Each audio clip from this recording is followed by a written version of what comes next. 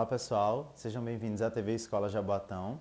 Eu sou o professor Vinícius Nascimento e hoje a nossa aula de ciências vai para os sextos anos. Vamos lá? O nosso tema de hoje são as teorias sobre a origem da vida na Terra.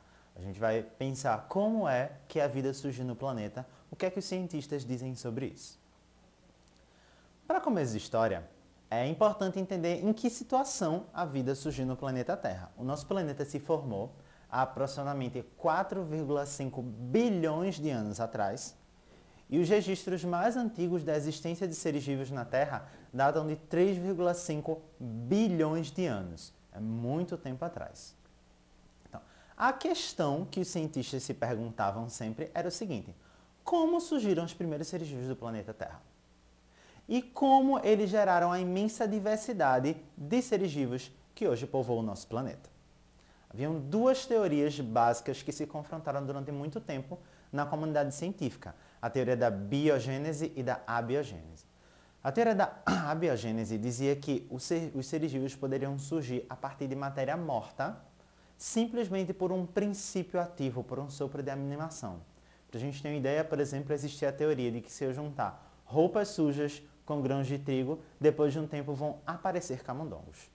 Esses camundongos teriam surgido espontaneamente a partir da matéria morta. É importante entender que eles não tinham os métodos de observação científica que a gente tem hoje em dia. E por isso tem algumas teorias que podem parecer absurdas para a gente hoje, mas para eles eram perfeitamente plausíveis. Mas a teoria da abiogênese era confrontada com a teoria da biogênese, que afirmava que somente os seres vivos só têm a capacidade de surgir a partir de outro ser vivo. Em 1668, o cientista Francesco Redi fez um experimento. Acreditava-se, por exemplo, que vermes surgiam espontaneamente a partir da carne dos cadáveres mortos. Então Redi fez o seguinte experimento. Ele pegou um pote com carne aberto, um pote com carne tampado e um pote com carne com a gaze. E ele observou que apenas no pote aberto apareciam vermes.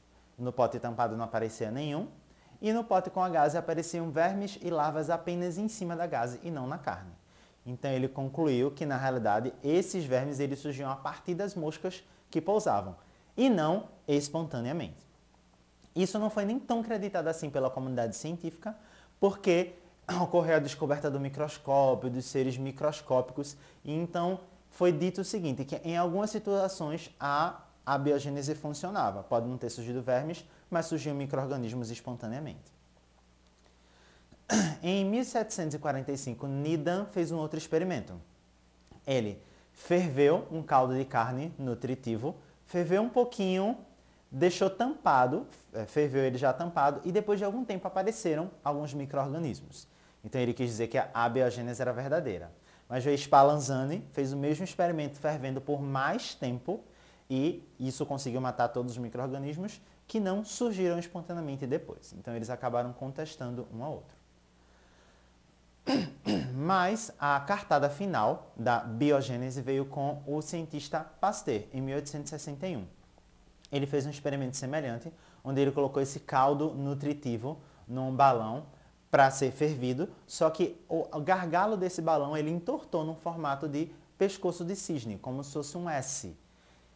Depois de fervido, durante muito tempo, não apareceram micro-organismos. Eles vieram aparecer somente quando o gargalo foi quebrado. Então ele concluiu que os micro-organismos de fato vinham do ar. E eles só não tinham aparecido durante tanto tempo aí porque o gargalo cheio de gotículas de água da evaporação impedia que esses micro-organismos conseguissem chegar até lá. Nenhuma técnica de princípio vital que os cientistas falavam foi rompida e ainda assim não apareceram micro-organismos. A abiogênese estava acabada.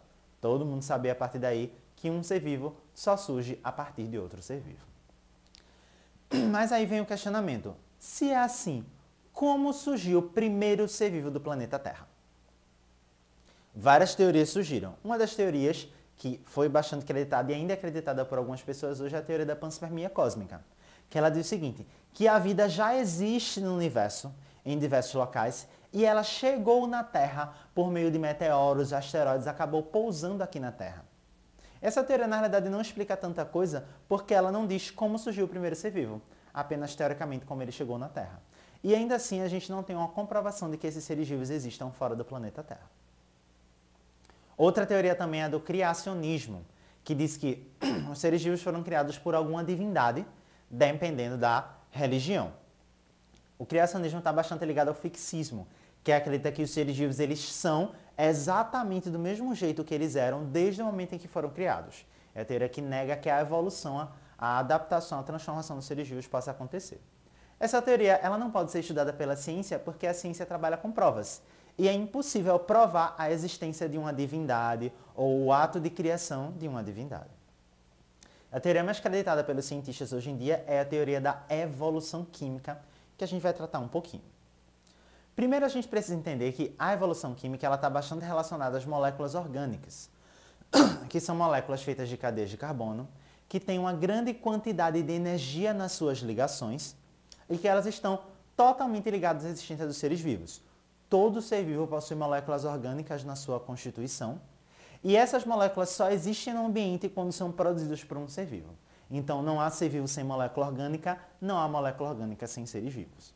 A teoria dos cientistas se propõe o seguinte: se a gente descobrir como as moléculas orgânicas surgiram, a gente pode saber como os seres vivos surgiram. Vamos considerar as condições da Terra na época em que surgiram os primeiros seres vivos, há 3,5 bilhões de anos atrás.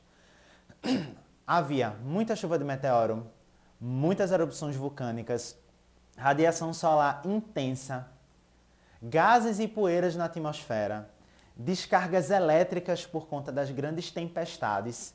Então, era um ambiente extremamente caótico. Em compensação, era um ambiente que tinha uma grande quantidade de energia. Então, a teoria dos cientistas é que essa grande quantidade de energia foi suficiente para a produção espontânea de moléculas orgânicas que ficaram lá, olha, boiando nos mares primitivos da Terra.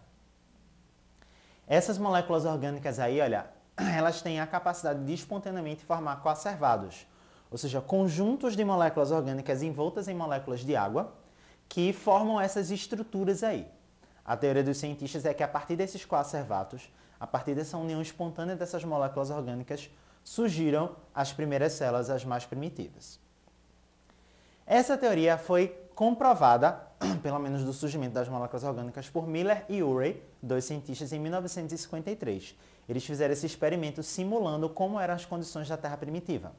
Nesse balão aí, ó, tinha água que era fervida, o vapor subia por um encanamento e chegava até um balão onde tinha exatamente os gases que existiam na atmosfera primitiva.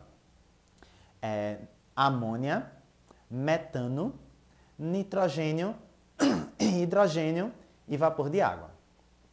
Nessa região, nesse balão, eram dadas descargas elétricas para fornecer energia. Depois esse material era resfriado e passava para o estado líquido nessa região chamada de sifão. Então, foi observado que espontaneamente, sem que fosse adicionado nada, foram formadas sim moléculas orgânicas nesse sifão, sem a necessidade de organismos vivos. Então, comprovando que era possível sim o surgimento dessas moléculas orgânicas na atmosfera primitiva e, pelo seu desenvolvimento, pela sua evolução, o surgimento dos primeiros seres vivos. Mas vamos recapitular aí quais eram as condições da atmosfera primitiva. Descargas elétricas, radiação solar intensa, chuva de meteoro, erupções vulcânicas, gases e poeira. Era um ambiente extremamente caótico. Então, alguns cientistas questionaram como seres vivos simples, primitivos, poderiam sobreviver nesse ambiente tão difícil, nesse ambiente tão extremo. Por isso surgiu uma outra hipótese, que é a hipótese autotrófica, que diz que, na realidade, os primeiros seres vivos eles surgiriam em ambientes mais estáveis, como no fundo dos oceanos, onde a temperatura, a pressão, as condições não variam muito. Inclusive, foram descobertos seres vivos que existiam nesse tipo de ambiente. Nas fossas submarinas, perto de vulcões, existem bactérias que têm a capacidade de realizar quimiossíntese. Elas produzem o seu próprio alimento a partir das reações químicas das substâncias liberadas por esses vulcões submarinos. Então, alguns cientistas eles creditaram a essa situação o surgimento da vida. A vida teria surgido nesse tipo de ambiente, que é estável, que não tem muitas mudanças e que, inclusive, existem seres vivos que conseguem viver aí sem a dependência da radiação solar e das condições da superfície. Então, considerando todas essas teorias aí, pessoal, eu quero que você escreva em seu caderno qual das teorias sobre a origem da vida você acha mais provável e por quê. Ok? Então é isso aí, pessoal. Bom estudo e até a próxima aula.